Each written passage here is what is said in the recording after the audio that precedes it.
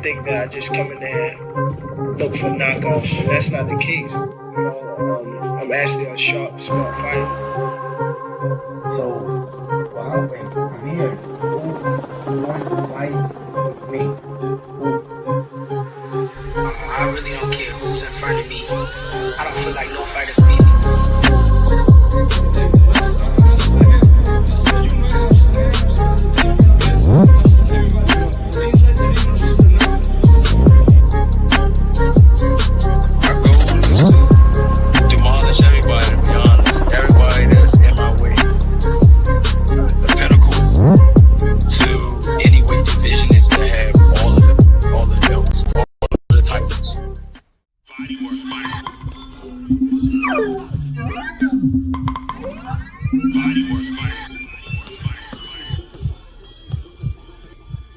Welcome to Bodywork.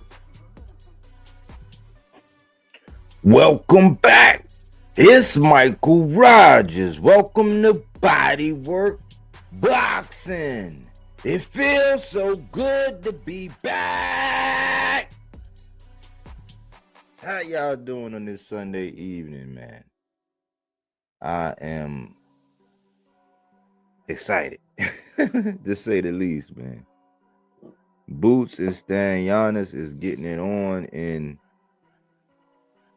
5 days and a wake up. How we used to say it in the Army, 5 days and a wake up. Basically 6 days from now, the unification between Jaron, Boots, Ennis, and Amontis, Stan, Giannis is going down. And the WBA meets the IBF. You get a little bit of ring. It's number 1 versus number 2, and the lineal is on the line.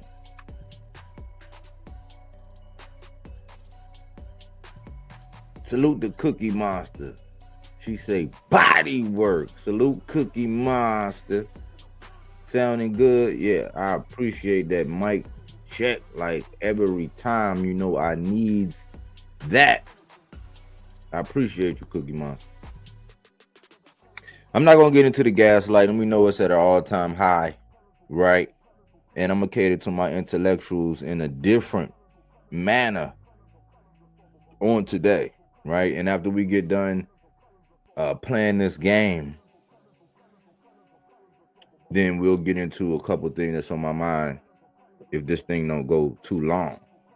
Like to keep these at a decent time, so if you're listening to the playback, it's enjoyable, it's reasonable, you get what you need out of it, and you put something in your rucksack and you move on.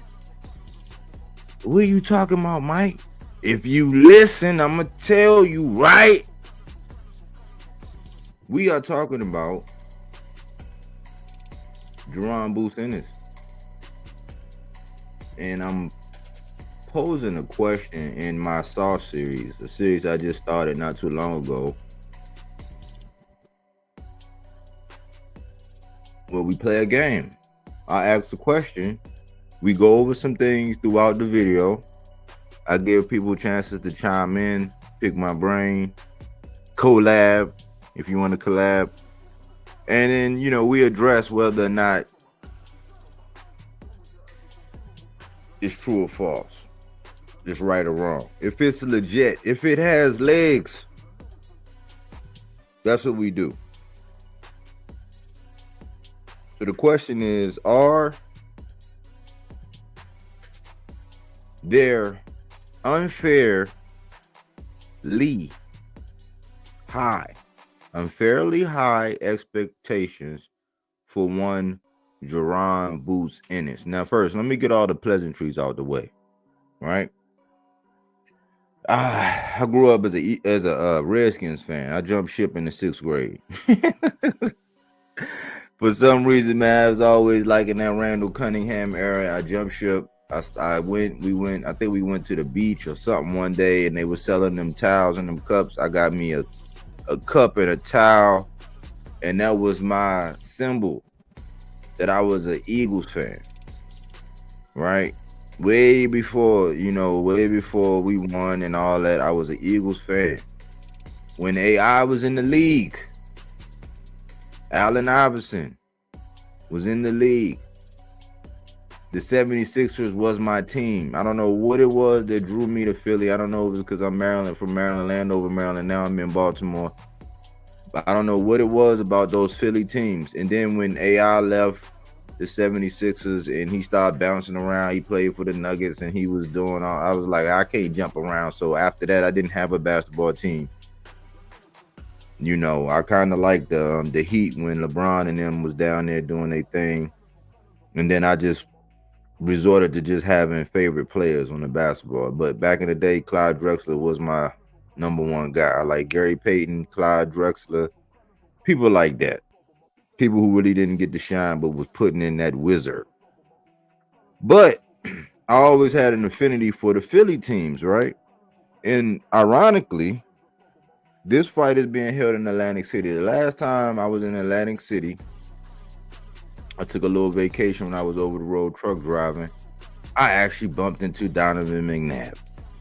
I have a picture with Donovan McNabb, and I ran into celebrities a lot of times. A lot of time bumped into celebrities in weird, awkward places. Comedians.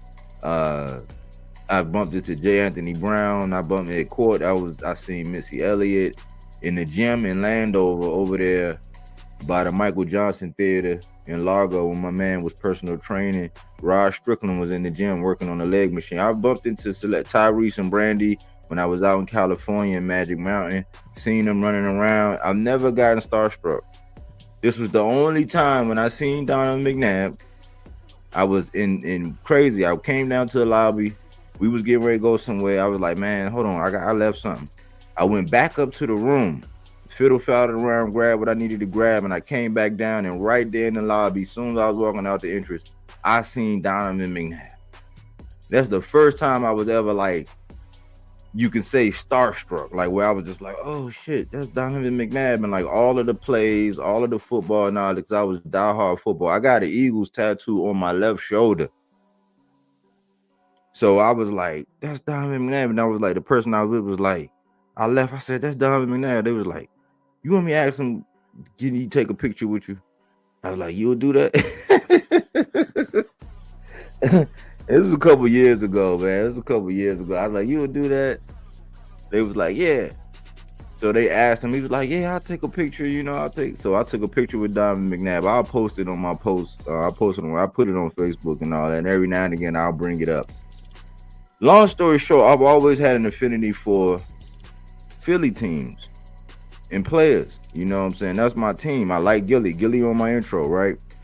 So when I heard about Jaron Boots Ennis and I started seeing him, I was like, wow, blown. I was like, man, this dude is talented, man. He got an offensive arsenal, a vast punch variety, and and I see you, AC. I'm just gonna get through the introduction. Let me see. Okay, so there we go. We in here. But when I seen Boots, man, I was just like, when I caught wind of him, I was like, dang, man, this dude, like, he like a video game. Like, he got like that punch that he got a punch that I'm like, man, I don't ever see anybody do it, but he has a punch. It's like, I think it's when he's in his orthodox stance and he throw that left uppercut, but his wingspan, his reach is so far. It's like it's so dangerous for him to throw it from that far out. Because most time when people be trying to go for them uppercuts and people catch wind of, okay, what your movements are before you throw that uppercut, a straight devastating jab or a hook while you uppercutting could be devastating. Why? Because you're in a compromising position. You really got to know how to throw it, but he's so fluid with throwing it. And I'm like, man, who is this young dude? Right now, this was a time when, of course, he was living in the shadows of Errol Spence and Terrence Bud Crawford. Right, so he's living in those shadows. He's making his bones. Everybody's like, who is this guy? Who is this kid? And we was calling him the young phenom from Philly. Right. So I was like, man, I like this dude, man. He got potential. And he was drawing Roy Jones comparisons and all of that. And I'm just like, man, I see it. He got potential. He might have next. He do, you know what I'm saying? Blah, blah, blah. So I always liked Boots, right? Early on, I found out that he almost has the kind of fan base that almost like, I call it the Boots Hive, right? Or the Beehive, Boots Hive. But it's like the D Hive. Devin Haney and them, like the Hive. Like if you say anything about Boots, man, that Hive is coming to get you. You know what I'm saying? It's like, dang. So I kind of like, I was on a pace to do a lot more videos, but I was like, man, I can't, because I can't do a lot of videos about him, because when I talk about him and I'm critical about him, just like I am all these other fighters, you could say 90%, 95% of it can be praise. If you give 5 things that need, you know, oh, well, this is what I see, or this is what I think. Oh my gosh, you're hating. So it brings me to this point with everything that we know about Jaron Boots Ennis, with everything that people say about Boots, right? And this prestige that they have and this place in boxing they give him, are the expectations for him unfair? And we're going to get into it because I seen an interview, right? And I'm going to break down the interview, and, you know, we're going to get into it. We're going to do a deep dive on it. His twin, salute Bodywork, salute his twin. But, okay, we're going to answer the question. So I'm going to lay it all out for you. And then we're going to arrive to the conclusion whether or not it's true or false, that the criticisms or the expectations, let's keep to expectations. The expectations for him are too high. That's what we're going to be answered. So that's the game. Let's play a game. All your life, you know how Saul is, right? So we're going to play that game. Well, to start off, what we knew about Boots was that he was in line. Stanionis was in line. Stanionis took step aside. Boots, he was kind of like on the background, and he was waiting for his shot, just like Stanionis was waiting for his shot when Errol and Spence, because Errol and Spence was clogging up the division, so to speak, because that was the biggest fight at that time. That was the biggest fight that could be made in boxing. Errol had 3 straps. Bud had 1. And right before Earl had got that 3rd strap, it went from Keith Thurman to Manny Pacquiao to Ugas. And so during that time, that's when Stanionis and Boots, they was in a compromising situation. Why? Because mainly Boots, he was a tough out. He was always labeled as high risk, low reward, right? So they was in a tough spot because none of the fighters with names, Keith Thurman act like he didn't know him for a little while, right? That's when Keith Thurman was on that type of time. And at one point in time, Bozier said, man, 16 people denied Boots an opportunity to be able to get in the ring with him. And I was like, man, there's some legitimacy to that. That was some real talk. Why? Because nobody wanted to be put on that highlight reel. Nobody wanted to be put on that Summer Jam screen by getting knocked out by Boots. So he had built up his record, right? And we're going to go into his record. But he had built up his record. He had been fighting these guys. And a lot of the time, some of these guys like Lipinets. Everybody see what he did at Lipinets. There was 40s moving up, right? Even in recent discussion about Tio, I'm like, man, I don't want to see that for Boots. It'd be another guy moving up. Why? Because of his dimensions, right? But the first Karen fight was when Boots had got the most quote-unquote backlash for what he was doing in the ring. That was the first time, because one, Karan lasted. People were not used to seeing people last in the ring with Boots. It's just like somebody lasting in the ring with Tank. So it draws it, like, you know, we saw Booth whiff a couple times where he swung and completely spent around, and you know, he was going for the knockout, and Karan had that tricky footwork. He didn't have much power, but he had that tricky footwork, and it was kind of hard because he wasn't just right there in front of Boots. He even after the fight said he could have calmed down, cut the ring off a little bit better. And toward that first fight, towards the end, he got around to doing the body work. And he himself also said after that fight, man, I probably should have went to the body more. I realized maybe I could have went to the body earlier, you know, and set it up and let the knockout come to me. That was his own assessment, contrary to what the Beehive was saying, the Booze Hive was saying. So then we come upon the second fight with Karan, and in between that we had this whole Brian Norman situation, right? But what we realized was after the second Karen fight, it was a slight change in what Boots had been saying, because that's the first time we said, well, maybe it is time to move up and this and this. Now, to his credit, I always give a little bit of extra sauce to the people who got the IBF because they have that 10-pound rehydration. So you get a little extra credit from me. That's why I was riding for Subriel Matias, because a lot of these guys, they balloon up to whatever. We don't know. Some people say it's weight bullying. Some people say it's not. It just depends on who's creating the narrative or who's talking boxing at that point in time. So I always give those guys a little extra credit. But after the second Karan fight, we saw a slight change in what Boots was saying. Once he was saying, well, maybe it is time to move up. We didn't know. Then we heard the Brian Norman stuff. We heard about a Charles Conwell, and we heard about a Virgil. But after that fight, Boots was saying he might move up. But then more recently, we see that it kind of had changed, like to where I want to be undisputed. It was like I always said I wanted to be undisputed, and that was the main thing after the Virgil negotiation. Like, I guess not negotiation, but after the Virgil talks. Let's just leave it at talks, right? Let's not play semantics. Let's just say the talks in the potential fight of a Virgil fight. More recently, we've been hearing Boots saying that, listen, after I got the IBF, after I get my other two straps, which would be the WBA and the ring belt, and that'll make him lineal because that's number one, number two, and the ring is on the line, that he's basically saying, look, I'm focused on doing that. And he's not really alluding, which is good because he's not looking past Stanionis, and I applaud him for that. He's not, right? But it's important because of the Brian Norman situation. A lot of people cannot talk about Brian Norman without equating it to him ducking Boots, right? Easily Baked, my guy in the building. What it do, Bodywork? Salute Easily Baked. But it's important because to move forward, right? We got to address this, and we got to do it thoroughly. We have to do it thoroughly, right? Because you got to give Brian Norman his fair shake.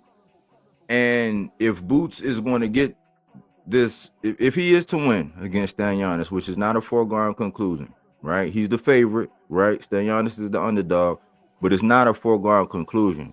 But going forward, we can always sit about and talk about the one that got away and this and this and that, right? In this recent interview, if you go look at it, the one with Angela Yee in it, it's like 19 minutes. It's a short, easy interview to watch. You know, Boots open up a little bit. You can tell he's getting a little bit more comfortable with the cameras and all that. But you hear Boots say,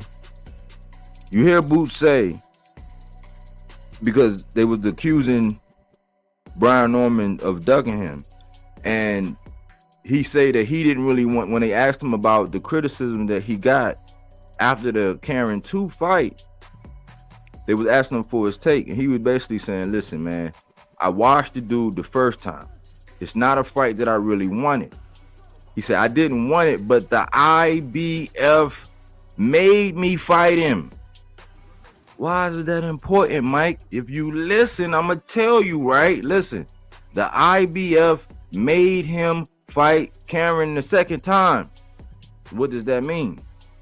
That means that there was a point in time, since he had the IBF, and you must defend their belt because that's who you represent.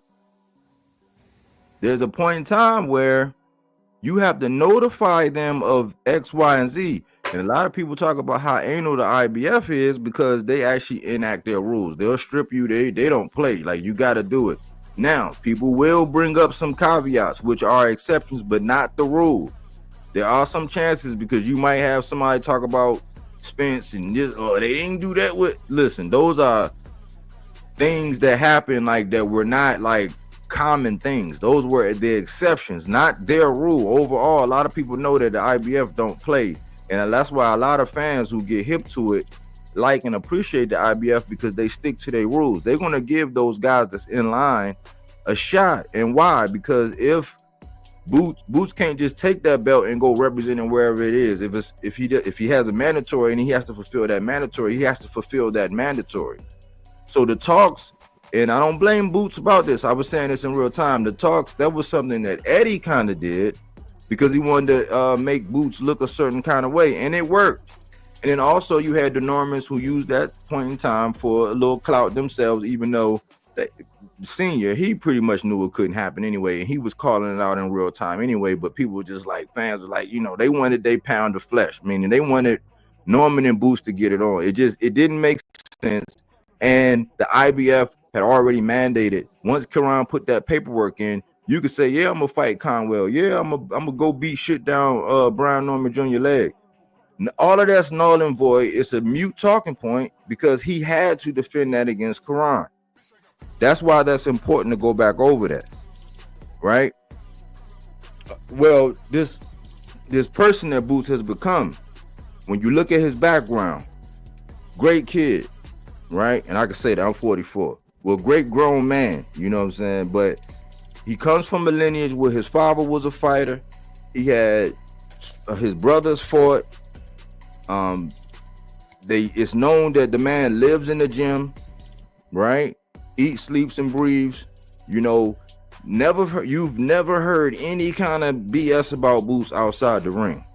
You never heard his name caught up in no shenanigans. I've never even heard of him missing weight. He's a consummate professional. He got his little swag. I see a lot of people rocking the shorts like him. High prestige.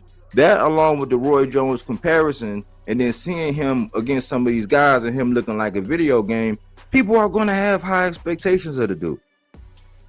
You know what I'm saying? Because he got so much potential. He got the image. He got the swag. He got the offensive prowess. He got a beard. His father is cool, down to earth. Everybody go to the dungeon. They get their work in. So everybody's expecting a whole lot of him, right? They asked him in that interview. They commented in the interview about him standing up in between rounds, and he made it a point to actually mention that. Like, for me personally, that's a pet peeve of mine. I hate when boxers do that. I was talking about that earlier when I was over there on the smoke session with Pop. Whereas I hate when boxers stand up in between rounds. Why? You need to give your body that respite, right? Especially if you ever gassed or somebody doing some body work on you, might need that. We seen that with Jahai Tucker. I'm thinking, man, maybe if he would have sat down in the corner, got that respite, took some weight off his legs, got back in, whatever. But that's his preference. He always standing up between rounds. I hate when he do that. I'm like, man, sit down, man. Rest your arms. Let them put that ice on your chest. Sit down. Relax your legs for a second. Get for a minute, and then get back in there and do another 3 rounds. That's just me, right? They asked him about the criticisms, and Angela Yee actually asked him, your father basically alluded to the fact that maybe you were pressing for the knockout too hard. Now that's his own father that said that.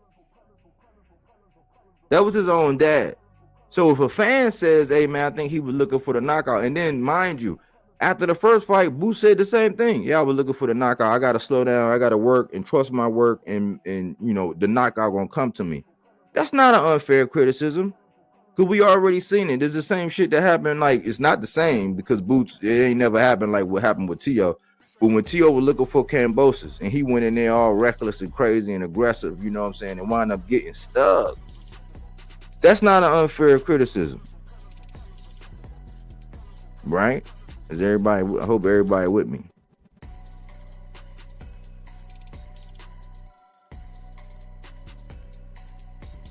AC, you in here? Yeah, I'm here. Okay, all right. So I'm just laying down I'm laying down the foundation, and we gonna break it all down. Uh-huh.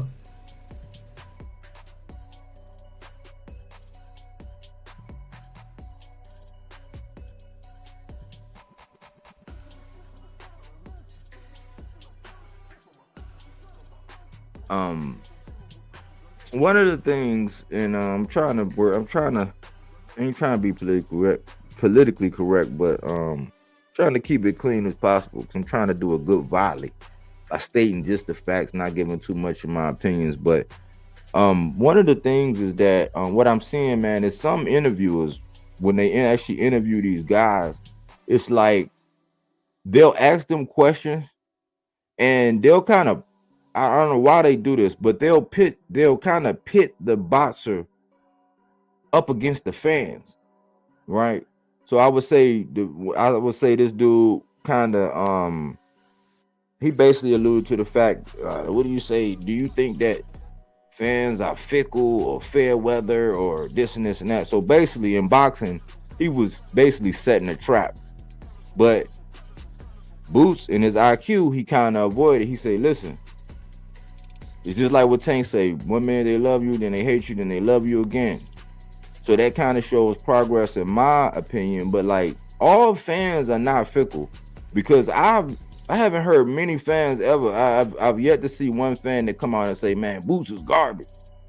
Like some people say, man, I think people are a little too high on him. We still gotta, see, we still haven't seen his potential. We haven't seen him up against somebody where he doesn't have all the advantages, because he's 5'10" with a 74-inch arm reach. And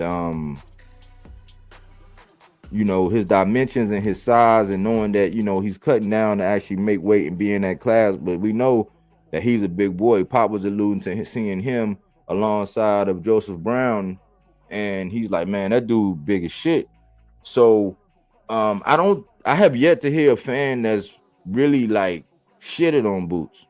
I've heard fans give criticism about his performance, but I hadn't really heard anybody like just straight up, oh man, he's trash, he's garbage, blah, blah, blah. You might have had a few people say, oh man, he's been exposed. But what I think a lot of people was meaning to say was that, well, they see some opportunities, because if Karan, with that footwork and the amount of times he was touching Boots, if he had some more power, the fight might have looked a little different, and I don't think, and me personally, I don't think that that's an unfair criticism.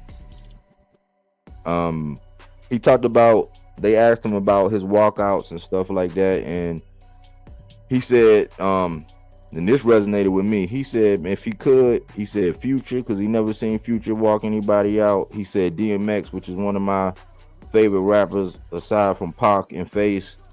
He said 50 Cent, which, I'm a 50 Cent guy. He said Lil Baby, which is part of the new school. He's one of the guys that I can actually stand listening to, so I like him. And I'm like, man, I know Gilly probably walked out with him, but I'm like, shit, you need to get Gilly to get you one. Do a hot 16. But to lay the foundation and wrap it all up, he's family oriented, a second generational fighter. He's a family guy. He spoke about his faith, his relationship with his mother. Be a Christian dude. He keep everything tight knit. He represent Philly to the fullest. And I hadn't really heard him anything outside of just regular boxing and saying who he want and talking this smack with other fighters. It's not a lot to not like about Boots. People say, oh man, he maybe could be a little bit more comfortable in front of the cameras, but that take time. A lot of people saying that about Tank, and now you see Tank now, it's like, unless you being overly critical and you picking on his accent or whatever, it just take time to warm up to the camera, and also be cognizant of where the people that are asking these questions trying to take you, and avoid that, but still have a productive interview. Before I get into it with AC, The guy who was asking the questions with Angela Lee, he basically asked Boots about sparring. And he said, "Yeah, he's like, man, you got in there with Sean Porter. I mean, he's a Hall of Famer." And the music stopped for me a second because, and we're gonna dive into this, but he said Sean Porter was a Hall of Famer. And I remember recently where Boots had some comments about how Earl Spence wasn't a Hall of Famer, and that was a question. I'm like, so is Sean Porter's a Hall of Famer, but Earl Spence is not? And we'll parking lot that, but that was interesting. But I always pair Boots and Shakur, even though I think Twitter separates Shakur from Boots a little bit, but like some of their responses, one, they both had got Sean Porter in for sparring here recently before their fights. Because Shakur got Sean Porter in there before the Schofield fight, the would-be Schofield fight, which he wound up fighting Padley. He brought Sean Porter in now pre-fight to Amonte Stanionis. And when they tried to ask him about that, he said we don't talk about sparring. Most of the time when you ask Shakur, he'll say, man, we don't speak on sparring. But then also both of these guys have taken a stance, because both of these guys, people have high expectations of both of these guys. Why? Because they know that they're talented. People talk about them as talented. When you talk about the narrative they got next, they are like guys that you have to see. If you don't know them, get to know them and all that, right? But they both have taken this approach to where it's like, I don't care what the fans say, or it don't really matter. It's like, no, that's not the right signal. You should care, and you do care about what the fans say. I know Shakur does. I know Boots does. It's just part of it. Like all football players, all basketball players. Like if LeBron didn't give a shit about what Stephen A. said, it would have never been no confrontation. It mattered. When Brian Norman was getting a rough treatment from Tim Bradley, just like Tim Bradley seemed like he do with all the black fighters who don't kiss their ass, they have a problem with what you say. Why? Especially when you have the ability to enforce or to influence a lot of people by what you're saying. So they actually care. But they're in the same boat, whereas people do have high expectations of both of them, and when fans actually express their opinions, it get a little hairy. But I'm bringing in, I got AC on here, and we're gonna chop it up. I know I laid out a lot, but that's the foundation. AC, are there unfairly high expectations for Boots, in your opinion? No, because the takeaway for what he was saying, basically, when he was talking about the fight, let me just first say it like this. This was one of the best interviews I've seen of Boots. Right. You know what I'm saying? He had a certain level of poise, and he may be starting to realize just the same thing Brian Norman Jr. realized is, it's not about my pops, it's about me. It's not about my family, it's about me. So let me take control of this. Let me try to come out of this situation, come out of my previous show where I was more like, I'm just gonna let my work speak for me. In boxing, you can't really do that too much unless you're going out there and you just knocking everybody out in like the first 3 minutes of every round, and then that's gonna start to say, well, can he do a 5-round fight? You feel what I'm saying? So everything has its push and pull.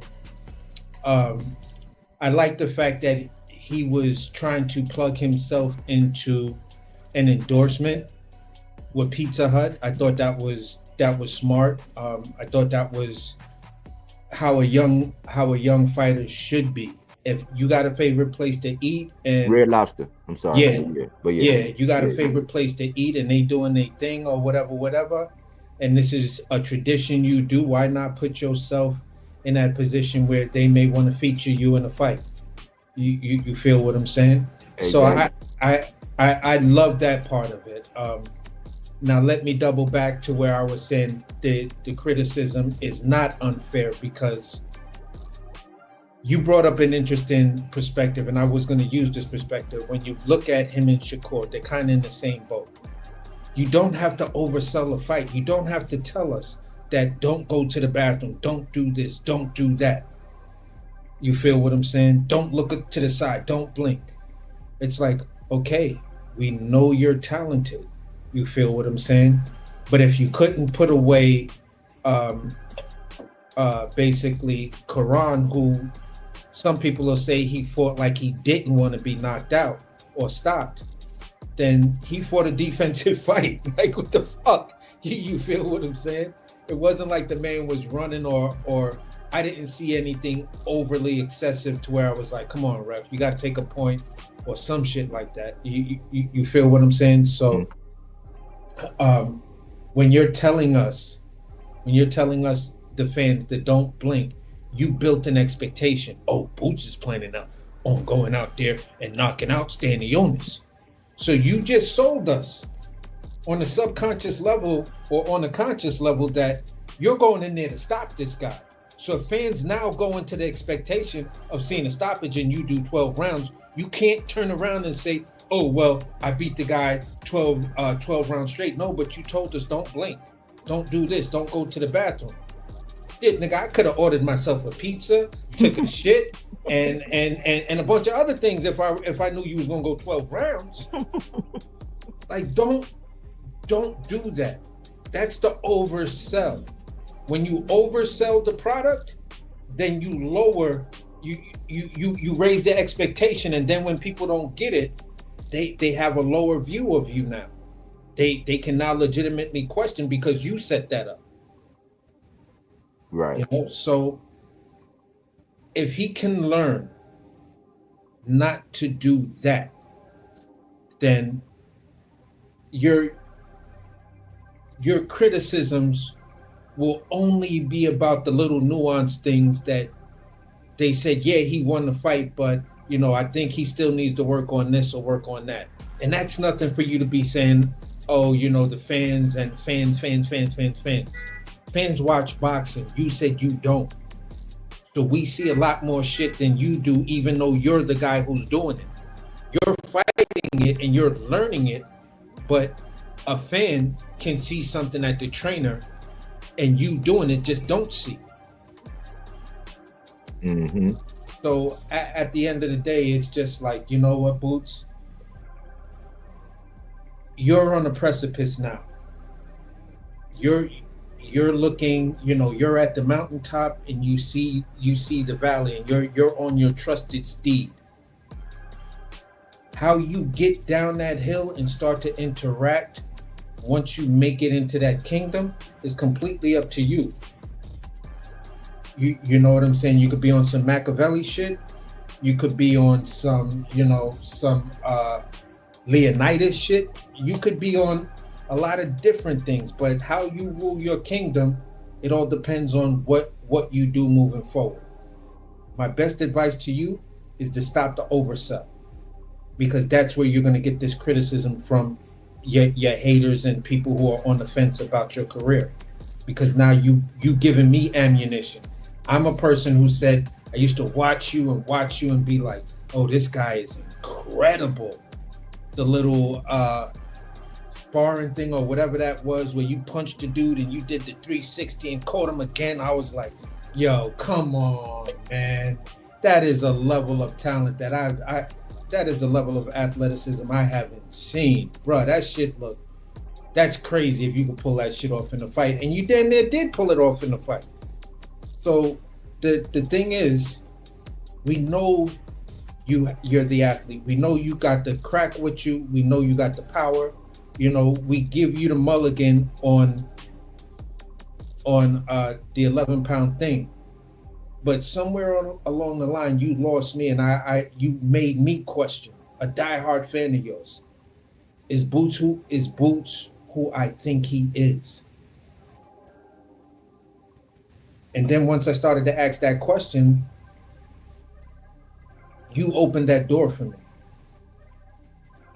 Yeah, and You always had them analogy. I like that analogy though, man. About being on the mountaintop and coming down into the kingdom. That was nice.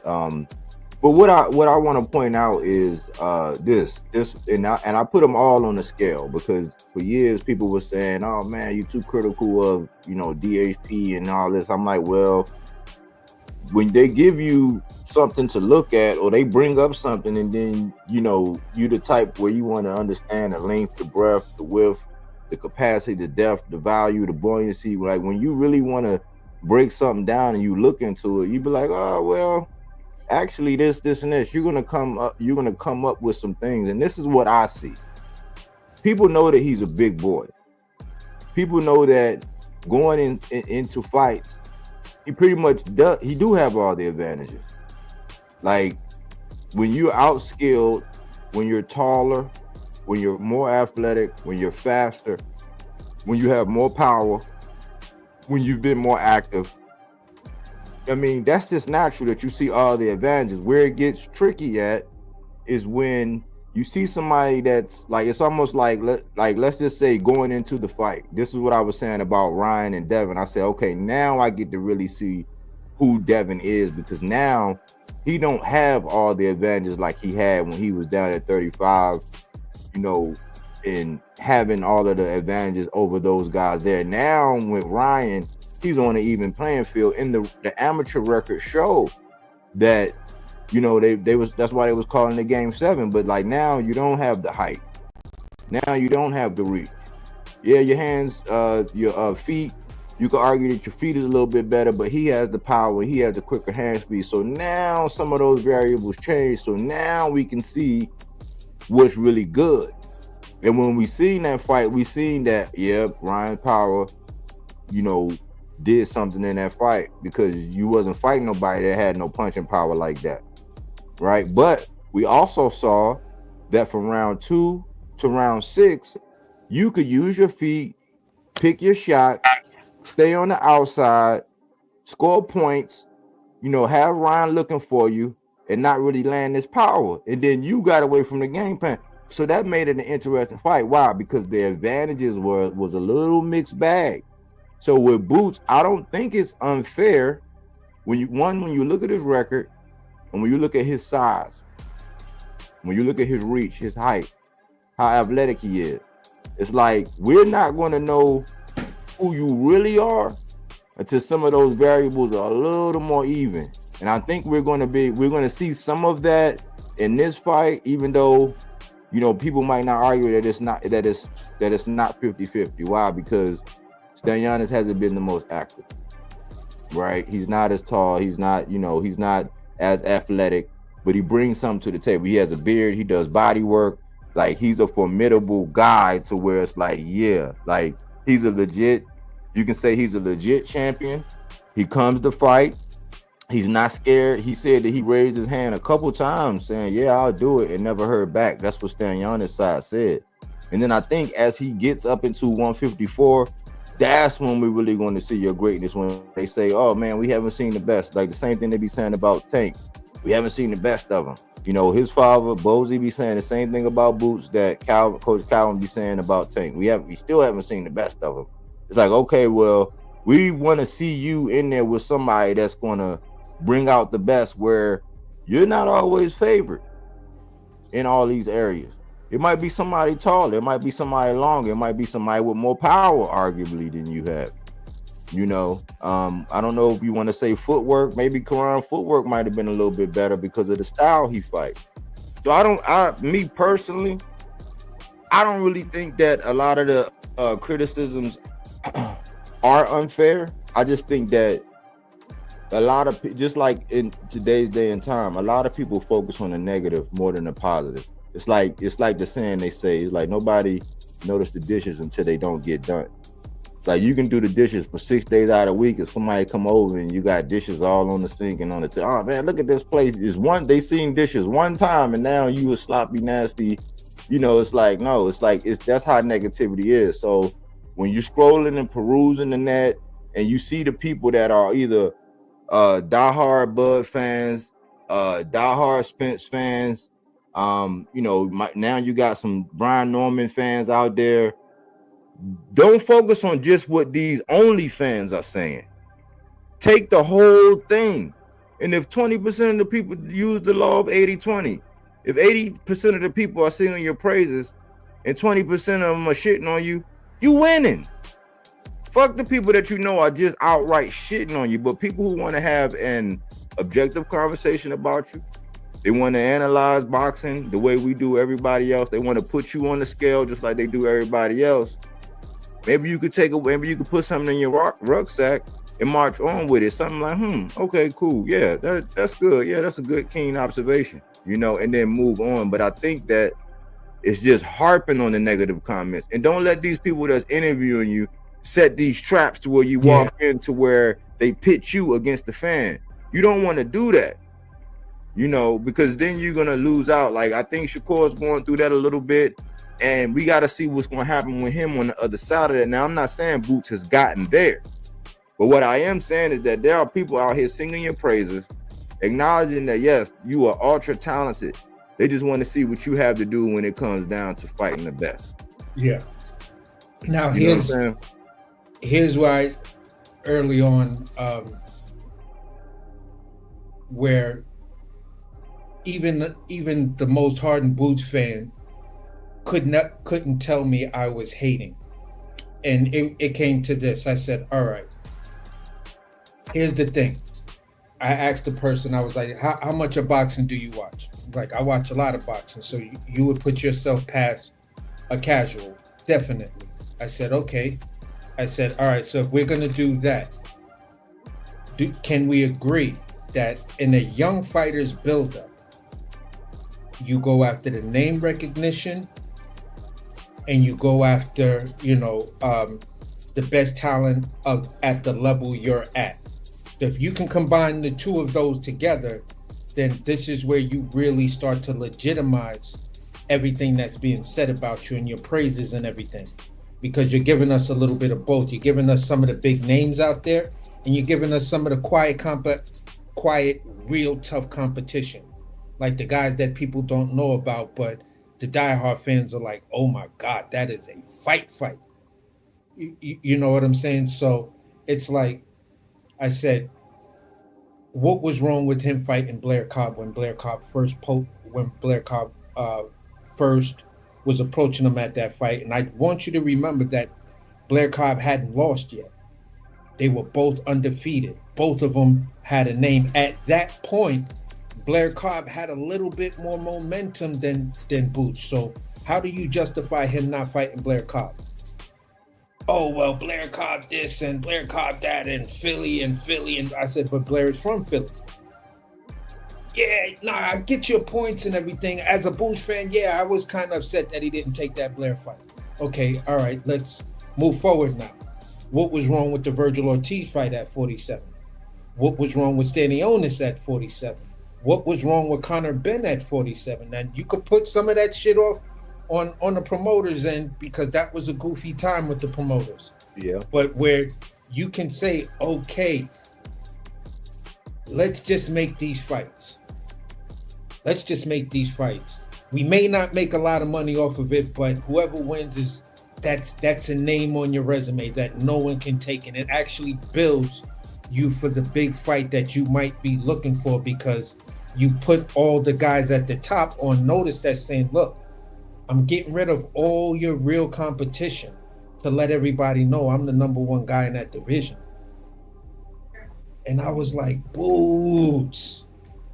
I could get it where it's some of the goofy shit with the promoters, but some of these fights you can make these fights, bro. Don't worry about the money. The money come.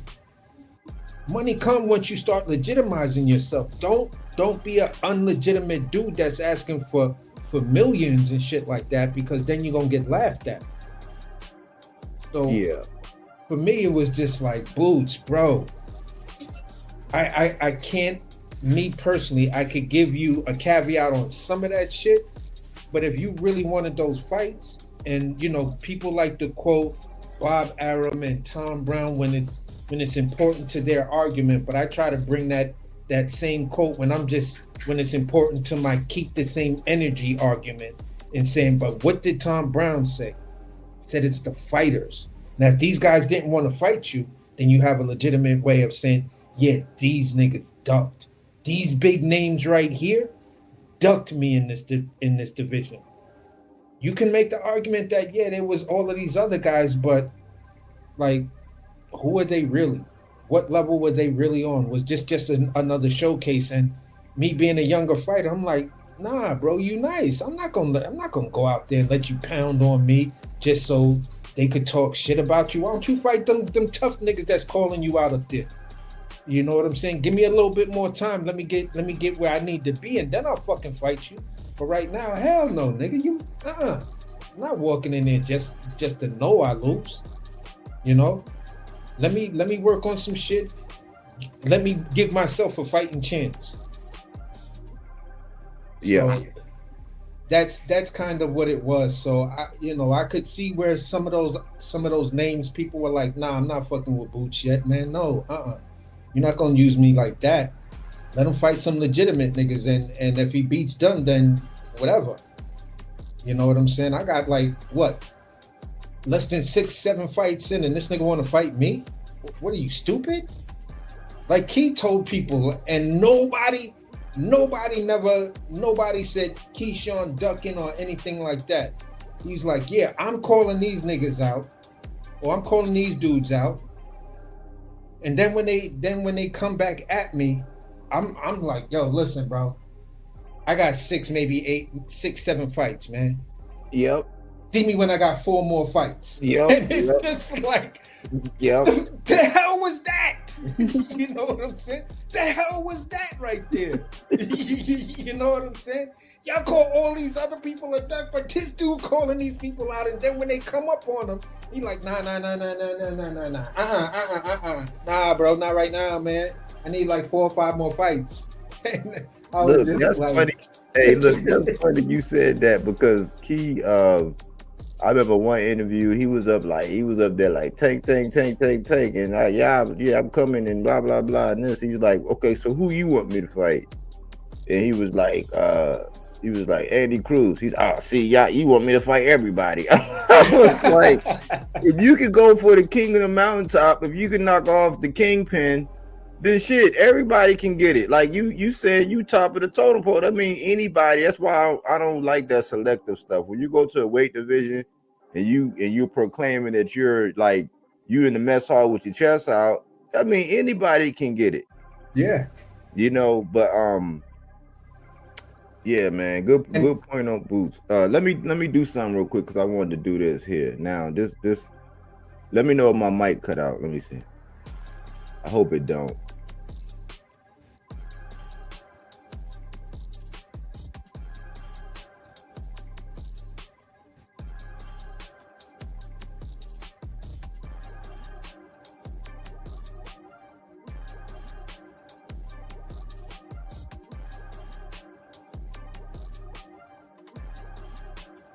AC. Yeah, you good. Okay, all right. So this is what I wanted to do. Let's look at him, man. He 33-0 with 29 knockouts. He got an 87.8 knockout ratio. 34 fights. They say 34 bouts. How is he 33-0? Say 34 bouts. I don't know. But 118 rounds. He debuted in 2016. So 9-year career. He in the 9-year career. He 5'10" with a 74-inch reach. All things Philly. So this is what I wanted to do. I wanted to look at this because a lot of people don't consider these.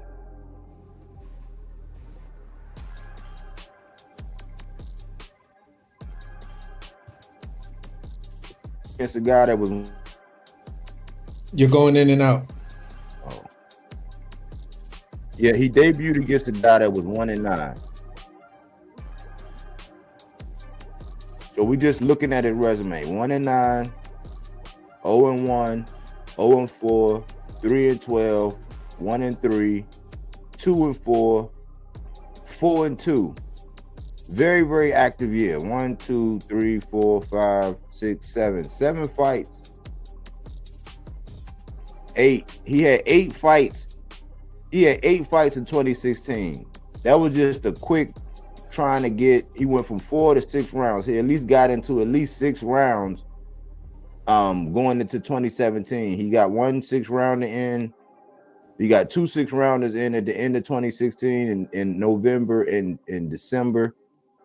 Cranked it. Still was going 6-rounders in 2017. This guy was 28 and 16, 20 and 12, 25 and 26, 16 and 20. A lot of these fights was, in Philly. I see one in Norfolk. He got one in Durham, one in Washington, one in the National Armory. But these guys all the way up in here, these are like getting the experience, in with these guys. But these guys are not world beaters, right? These guys are not. And I say that to say this.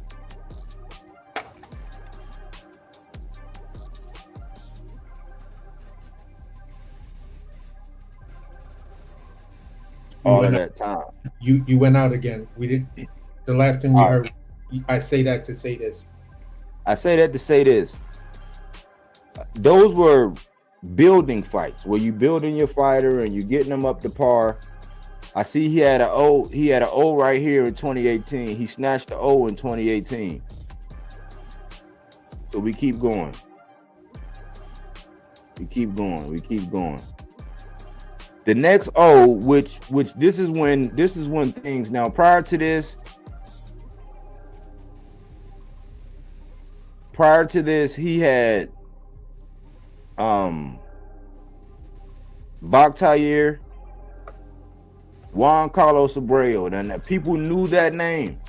So this name recognition, this was in 2020 when he started getting the name recognition, like fighting the names. Everybody know who Chris Van Heerden was. That's another name. Everybody knew who Sergey Lipinets. Huh? Didn't Errol fight Van Heerden as well? Yeah. All right. Sergey Lipinets, the samurai, who was he made a grave mistake going up to welterweight. He should never have done that. He like Kambosos. He didn't have the dimensions for it. But when he was at 40, I seen what he did to Peterson, man, and it was just like, I was like, who is this guy, Sergey? That nigga looked like a samurai that night, man. He fucked up. Let me see. I saw that fight, man. I was like, let's see, who was that? That was Peterson. That was which Peterson was that? Lamont. He fucked Lamont up that night. Stopped him in the 10th. Right? He was a samurai, but he had no business. He had no business going up to welterweight. Then you got Thomas Delorme. Everybody know Thomas Delorme, common opponent with Bud. Then you get Custio Clayton. That's the second O he snatched. This is, so we started in 2016 and 2022. This is the second O he snatched. And Custio Clayton, he looked like he didn't even want nothing, man. Yeah, that fight right there, that was like, did I just watch this dude take a dive? Because even Boots was like, I didn't even think I hit him that hard. Yeah, because no, the thing is, he hit him on the left side of the head and he raised his right hand and was holding the right side of his head. I said, come on, that's why I was like, something up, man. The way he fell and the way he rolled, I was like, you kind of out there looking like the Japanese dude when Floyd hit him that rolled himself across the ring and shit like that. Rolled up in the corner and then threw his body into the corner. I was like, yeah, okay. Yeah, look, go ahead. And right after that, he got up and was hugging him and was like, all right, I'm good. I'm glad. Like, I can go back to Canada with that bag. Whatever size bag it was. Yo, I didn't want, look, man, I didn't want to say nothing like that to a lot of people, but I was like, man, that looked like a dive and a half to me. It'll be hard to convince me that wasn't, because Clayton, he looked off. He looked like he was spending money in his head while they was calling his name. Like, yeah, I'm gonna buy me this. I'm gonna get my girl that. Oh yeah, my daughter said she wanted that electric car. You feel what I'm saying? I was like, wow. Yeah, he didn't, and it's no knock, because I thought, okay, damn, he getting Custio, because I started watching little Custio. I'm like, okay, he formidable. But he snatched that and he had only had a draw, but so that was cool. Like, I mean, but the fact that Custio didn't come to fight, I didn't like that. Then we see him against Karan. He definitely put the end to the hype that was around Romain Villa. I think he damaged Villa. I think Boots fucked him up. I don't think Villa ever gonna be the same. He took a lot of punishment in that fight. Yeah. And he wound up getting stopped after that, man. And it was ugly, man. It was brutal. So I think Boots really fucked up Villa. But when you look at it, he snatched 2 O's. This would be the 3rd O that he snatched. You know, and let's look at Stanionis. Stanionis is now Boots 5'10" with a 74-inch reach. So Stanionis is 5'8" with a 68-inch reach. So he got him in 2 inches in height. He got him in 8 inches in arm reach. 8 inches in arm reach. He's only had 15 fights. He's 15-0 with 9 knockouts. He's not a knockout artist, but he is 60%. He has way more than respectable power, but he's not a knockout type guy. He's from Lithuania.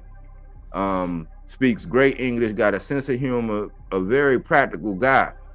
But we got to look at him. People knew who Justin DeLoach was. Let me see. I'm going down. People knew who Justin DeLoach, Janier Gonzalez.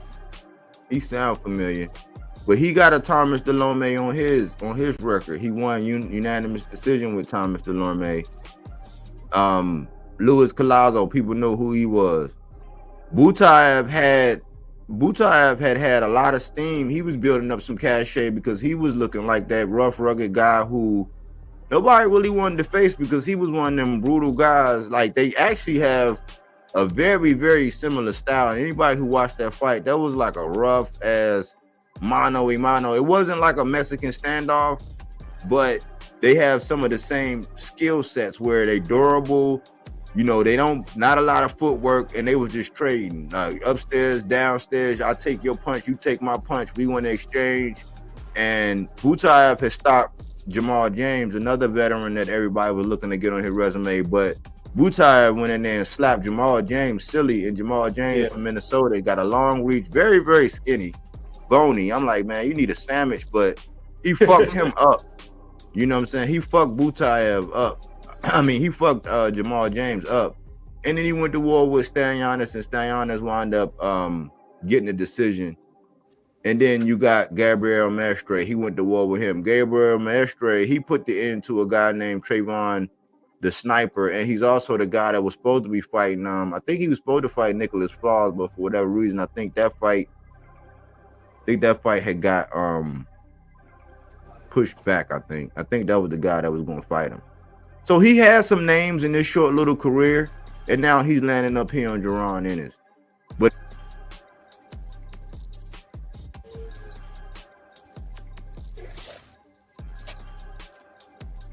you went out again. Hold on real quick.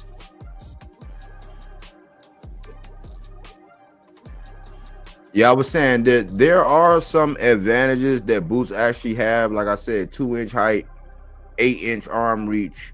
Clearly, he's going to be the much bigger guy. I think D Free had confirmed that they are going to go by how it is when you unify, and that rehydration for the IBF is not going to be into play. So he don't have to worry about that 10-pound limit, in which you brought up a good point about how that could be a gift and a curse. You tell the fans about what your perspective, because I'm not going to try to steal your thunder on that. But what did you say about that? I said, hold on, let me lay it down. I said that Boots' power is going to be powering because he's not going to be subject to. It's like looking at Devin when when there's no rehydrate, when he move up to his white weight class and he can rehydrate the way he want, or when Richardson Hitchens finally gets a unification and he's not going to be subject to having that 10 pounds. So you're going to be more of yourself. But then you came back and you said something. Can you break that down? Yeah, basically what I was saying was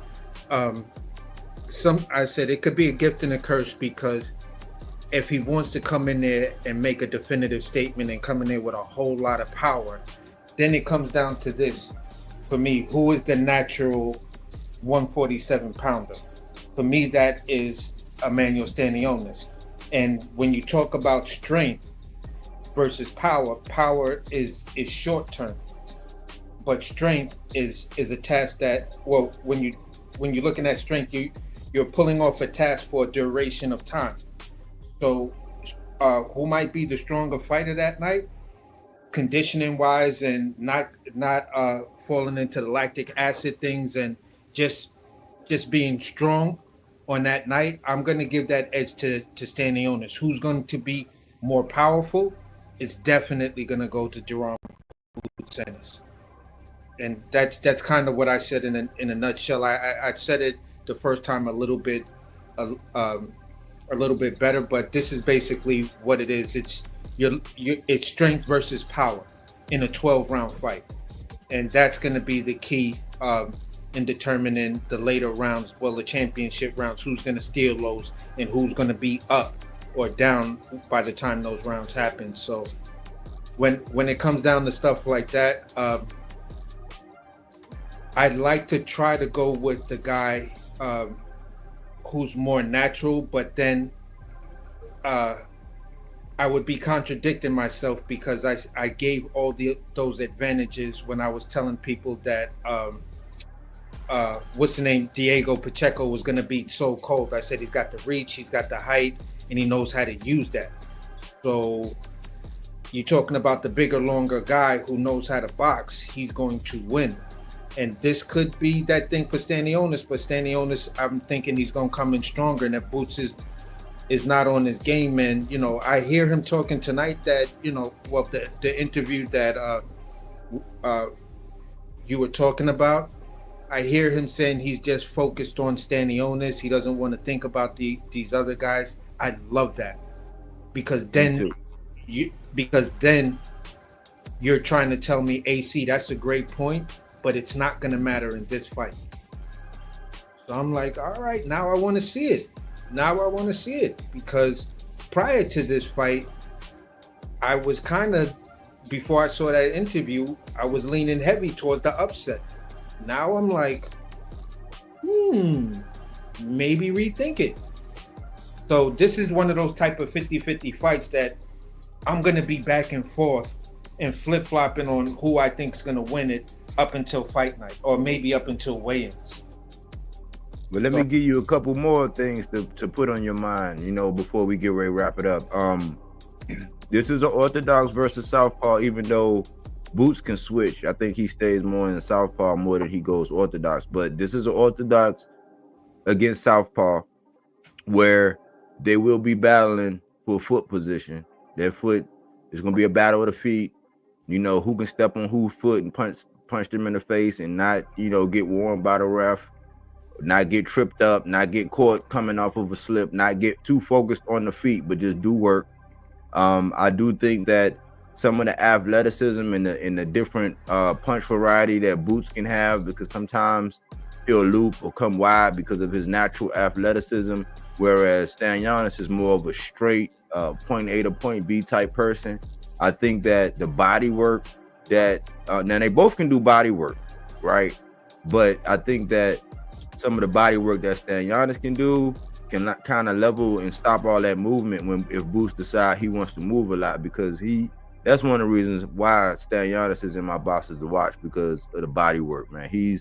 I was saying, man, he was almost like not as talented, but I was like, when it come down to doing that body work, he was like Errol Spence. He's gonna put water in that basement all night, so if there's a lot of unnecessary movement, if there's a whole lot of running around, if there's a whole lot of showboating and all that shit is going to stop, because he's an A to B fighter, whereas the best punch is the short, straight, choppy, straight up, boom, blunt force trauma, and that's what Stanionis is good at. Now, Boots in his angles, he can get around and start hitting Stanionis like a pin cushion if he darts in, darts out, and uses his jab and uses that uses that 8-inch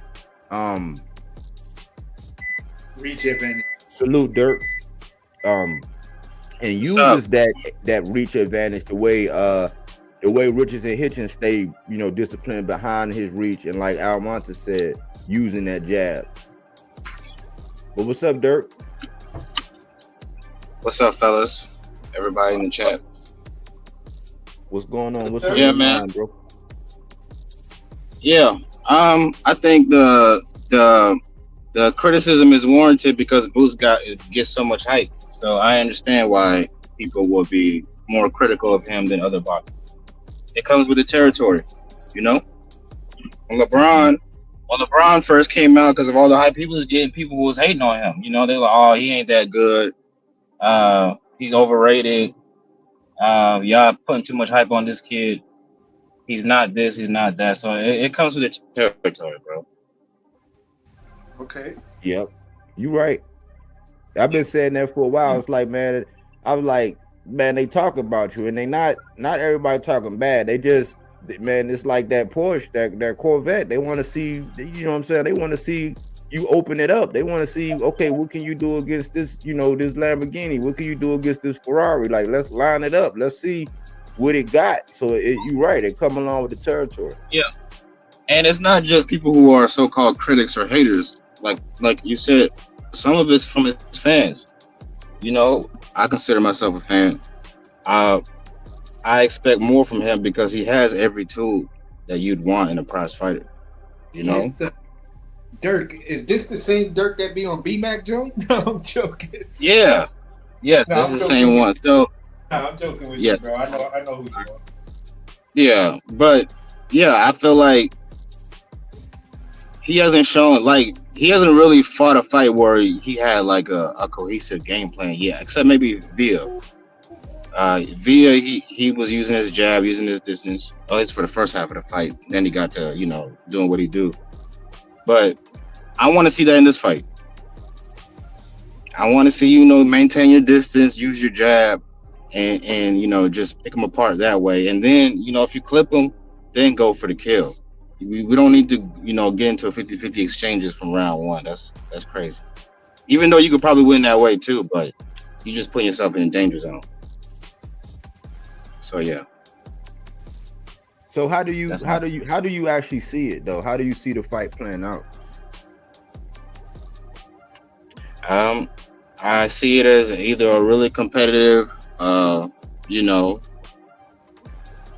where either Boots stops him, or he can win an easy decision and coast to an easy decision, clean, like you said, Richardson Hitchens.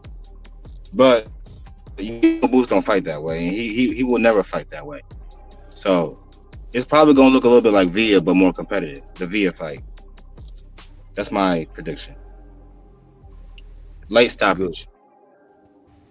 Late stop. Yeah, I do say this. I say that Amonte Giannis, he's like I seen it happen to Elvis Rodriguez last night, and he is one of them guys that it don't matter what kind of fight he in, like he's gonna bruise up, he's gonna have some swelling, he's gonna, because he's pale, and so even if it is competitive and Boots ain't really just in there just fucking him up, his face is gonna be battle worn, but I think it's an interesting fight, man. And Bill's boot camp, he brought up the part that got me hyped when in that build up on that little I guess it was like a little epilogue they had where he said, he's like, we all make mistakes, you know what I'm saying? That shit was like bone chilling. That shit was like gave me goosebumps, man, because it's like Stanyanis talking that shit, and Stanyanis is coming to fight, man. We actually get a fight to where Boots ain't gonna have to be running around looking for him. He gonna be right there, but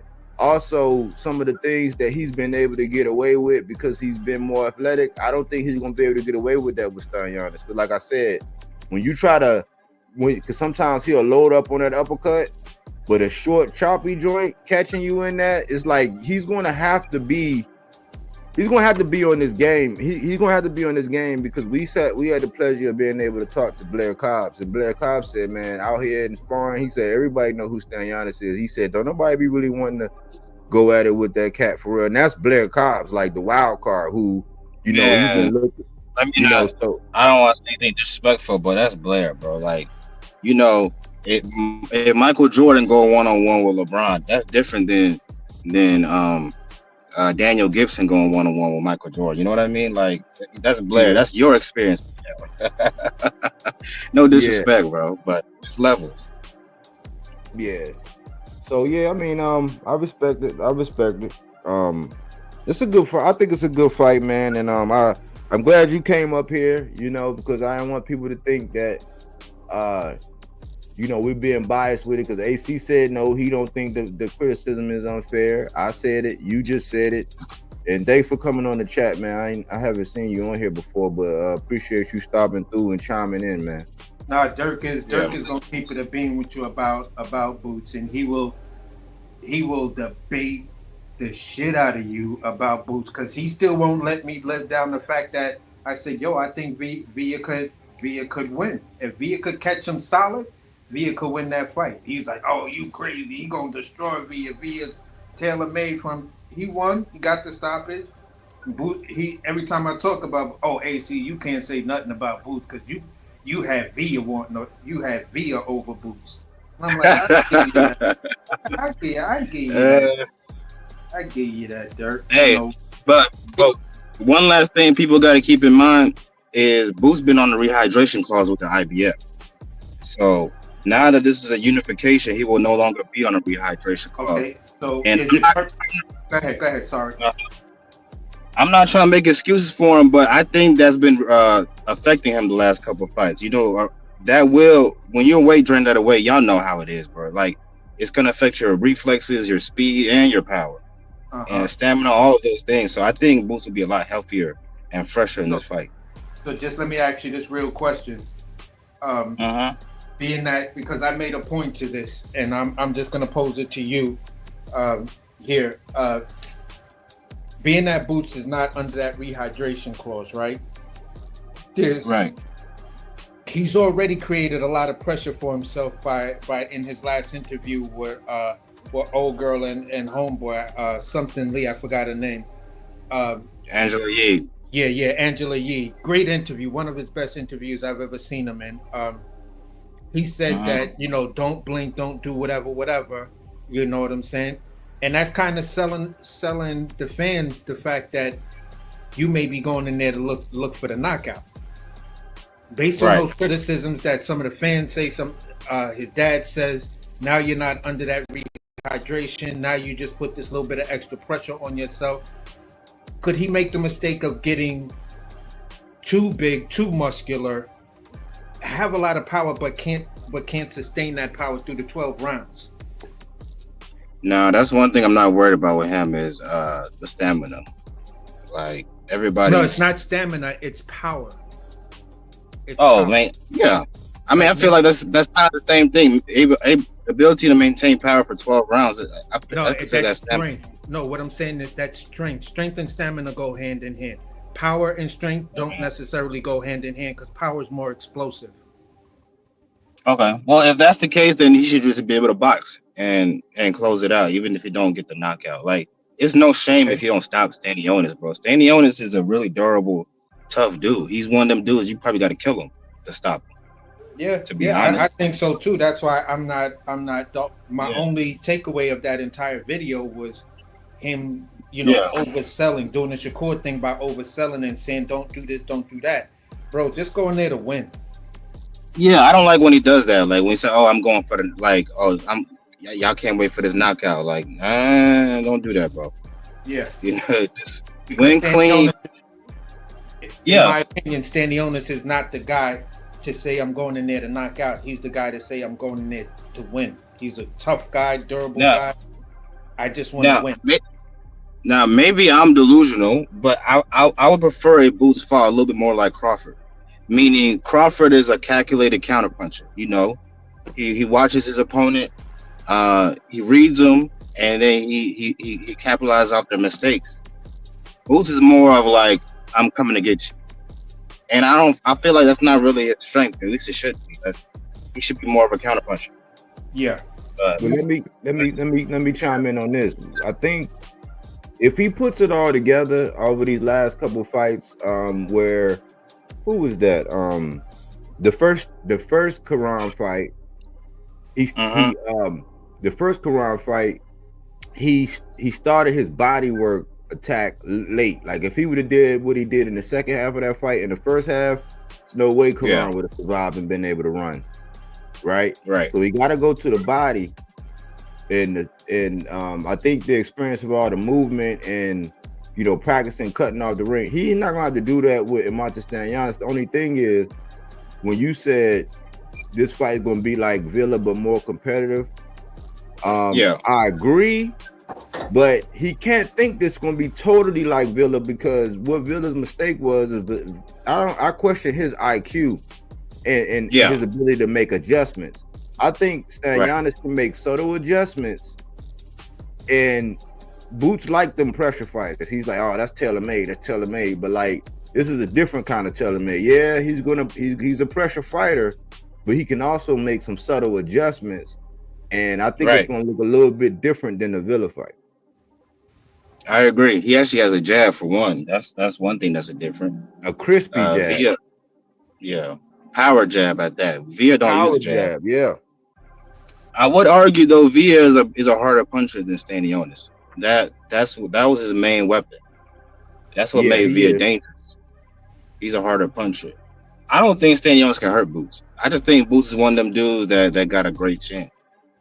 But he one of them guys to where if Boots do one of them wide loopies or he go for one of them uppercuts too early and he catch him, he one of them kind of where if he catch you when you trying to do something you shouldn't be doing, you gonna know something. Yeah. So how do you rate the fight? 50-50 or 60-40, 70-30? I think it's 70-30 because I think Boots is better at almost every range than Stanionis. I'm just being dead serious. He's got every advantage over him: speed, power, reach, height, everything, bro. Like I don't see how Stanionis wins this fight unless he knock him out cold. Punch his chance. That's all. It's 70-30. Okay.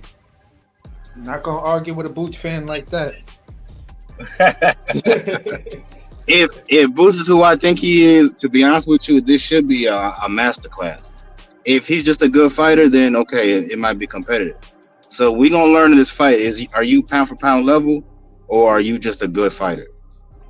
Because there's levels. Great observation. Now sidebar, since I got you, it's sidebar, and we'll get ready to wrap up. But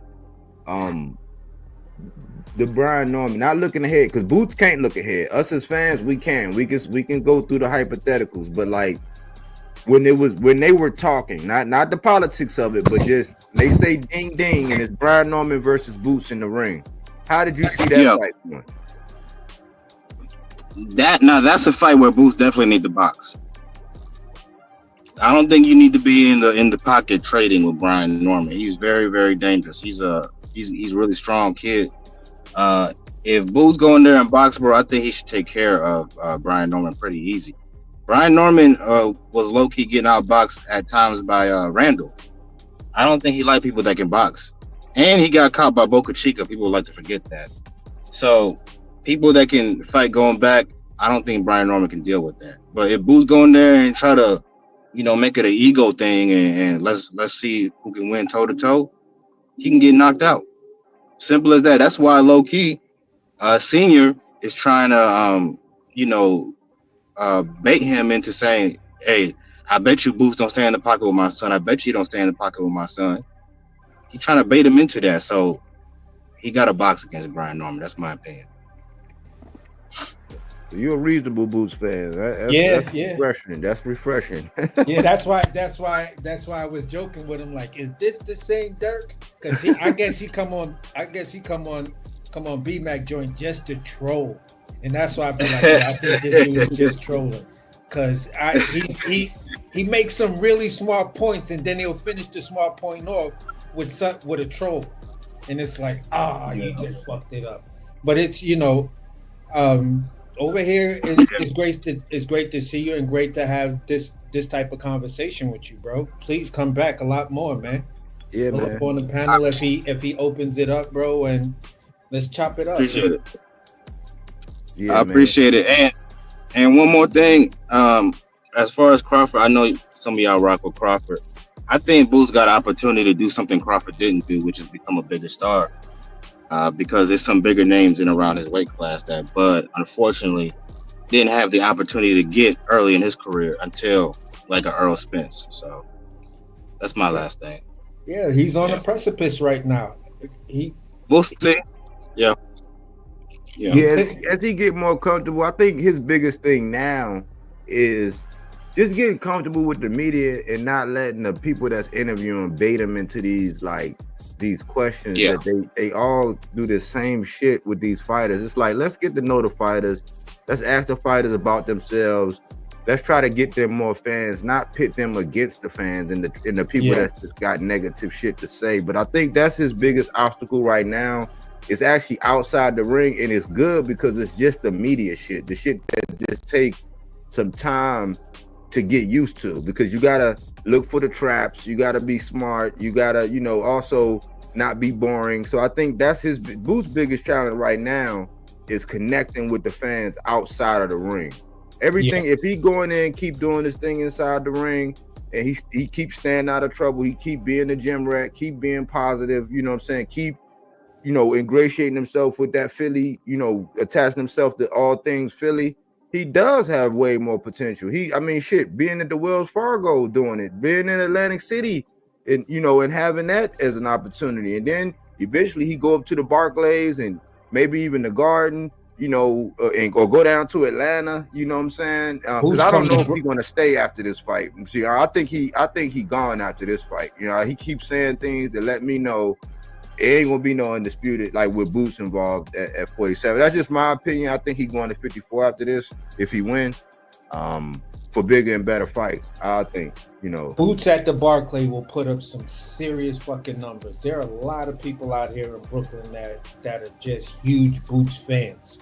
When you talk about some of the young fighters, I fuck with Boots all day. Boots.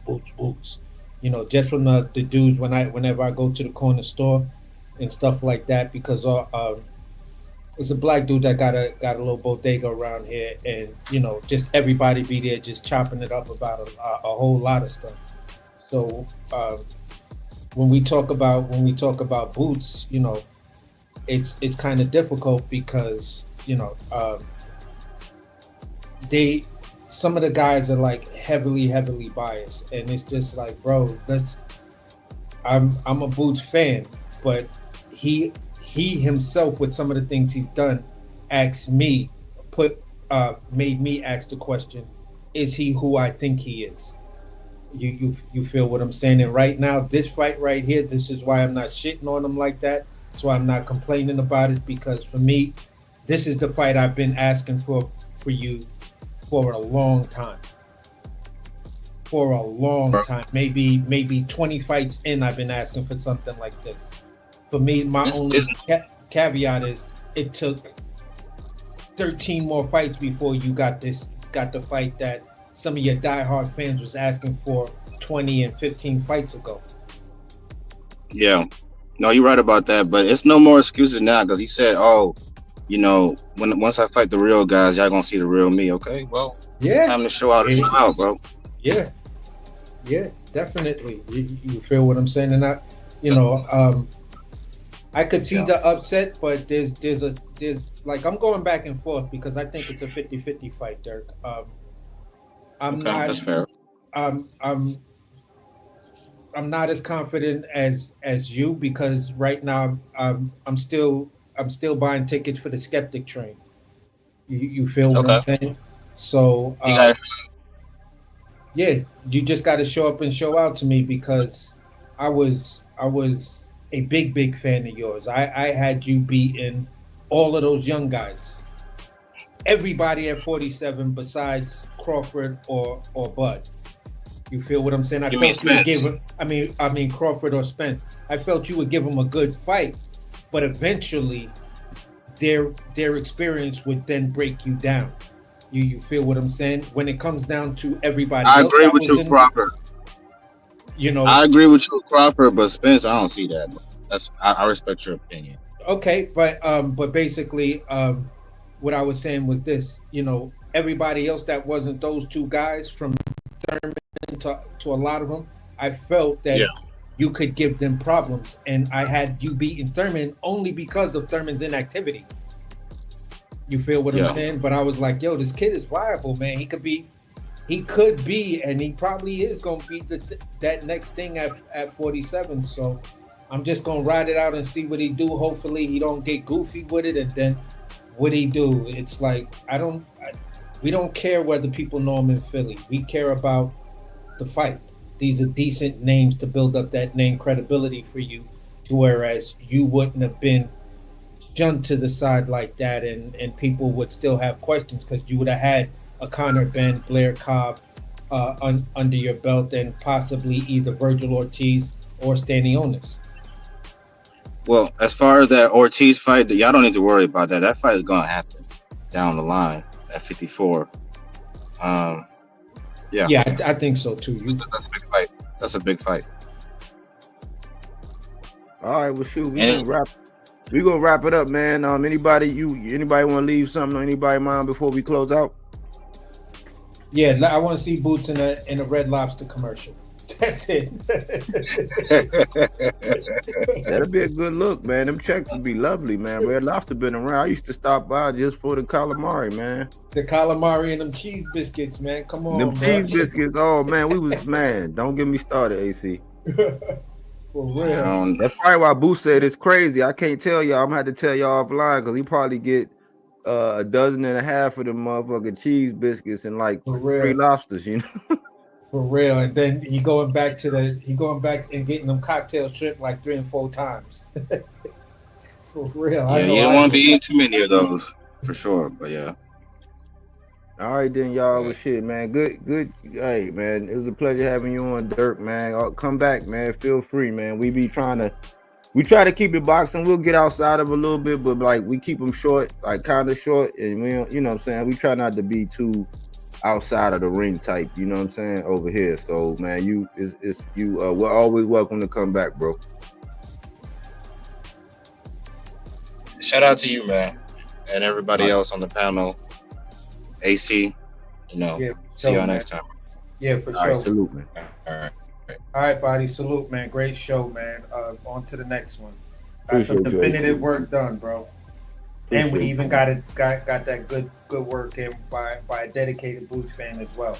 So, this was a great show, man. Hopefully they'll chop this up for you properly.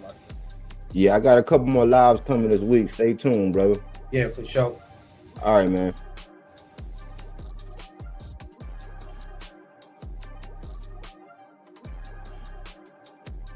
Yeah, so in closing, man, what I will say is that for fighters that I'm in my Stanionis. He's in my boxes to watch. Boots in my boxes to watch. I can't lose. As a fan, I can't lose. They're both in my boxes to watch, man. I like Stanionis, and he give me throwback energy. He just happened to be from Lithuania, and in his situation, he wasn't able to get a lot of fights, a lot of opportunities. Boots had a little bit of issues with management and contract and being held up, just like Stanionis and these other guys when Spence and Bud kind of had the division on lock. And now it's their time to shine, man. It seemed like a long time coming, but it's here. Like I said, it's 5 days in the wake up. And this is what I would say, man. I believe this in my heart of hearts. This is the only reason why. And I've been saying, is this the year of the upset? Is this the year of the underdog? I've been saying, is this the year of the underdog? I mean, we've seen, what's her name? Scott Nicholson. She got upset. We seen the draw with Tank. We've been seeing some, man. Morrell, he didn't get it done. He didn't get it done. Of course, we knew Joey Spencer wasn't gonna get it done. But this is a tricky year, and this is what I'll say. Stan Giannis is playing with the house's money. Stan Giannis is playing with the house's money, whereas going into this fight, nobody is reasoning that he's going to win. He can use that to his advantage, which I think his mind, it plays to his psyche, because I seen an interview with him and they were asking him about his self-doubt. He said, yeah, I always doubt myself. I always question whether I can do this and do that. He said, for me, that keeps me humble. That keeps me always training. That keeps me knowing that I'm not going in there with these advantages. So what it's going to take for me is to work hard, put in that work, give it my all, you know, get my rest. He had to isolate himself from his wife. You know, she said, hey, baby, you know, I know you're doing this. This is your passion. This is your career. This is your dream. Do what you got to do. So he got a good woman behind him. He playing with the house's money. And on the flip side, when everything is catered towards you, and you like Tupac, all eyes on me, sometimes pressure can bust pipes. And I think the first time we kind of seen something probably was on that Tank undercard, when everybody was looking for Boots to come out there, and when he didn't get the stoppage, everybody was like, he caught a lot of people was talking and saying, oh man, blah blah blah, because they so used to him. And that's the knock on the knockout artist, even though I'll take a knockout artist over the boxer all day, any day. Why? Because they take the decision out of the hands of the judges. And in today's day and time, don't tell me you haven't seen it, especially this year and late last year, whereas you can box the shit out of somebody and everybody knows, the crowd knows, you know, the people at home know that you outboxed and you should be getting your hand raised, and the judges won't raise your hand. But when you got everything catered to you and everybody's expecting you win and all that, sometimes pressure can bust pipes. I just hope that Boots is not only saying the right things as far as not looking past Stan Giannis, but also believing that Stan Giannis is looking to change his life. Boots got to go in there, and we got to see what Bozy said. We haven't seen the best. We got to see the best Boots, and he has to make a statement. And I think that he can, but I also Stan Giannis is my guy too. So for me, I want to see a good fight. I'm going to see a good fight. I'm scheduled to see a good fight. You know what I'm saying? With my own eyeballs. That's why I'm excited, you know. So salute the Boots, salute the Stan Giannis. May the best man win. And the answer to this let's play a game is no. The criticisms aren't unfair. If you talking to the trolls, they go overboard. Trolls be trolling. Haters be hating. Snakes be snaking. You know what I'm saying? But the criticism is not unfair. It's due. Heavy is the head. You have you got these Roy Jones analogies. You big, you strong, you tall, you flashy. You know, you got Philly behind you. You got power. You got a punch variety out this world. People just want to see it. People expect to see you do what you got to do. That's it. That's all.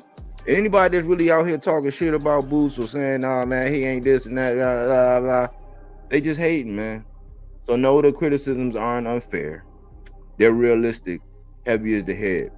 If you catching this on the playback, talk to me. I'll talk back.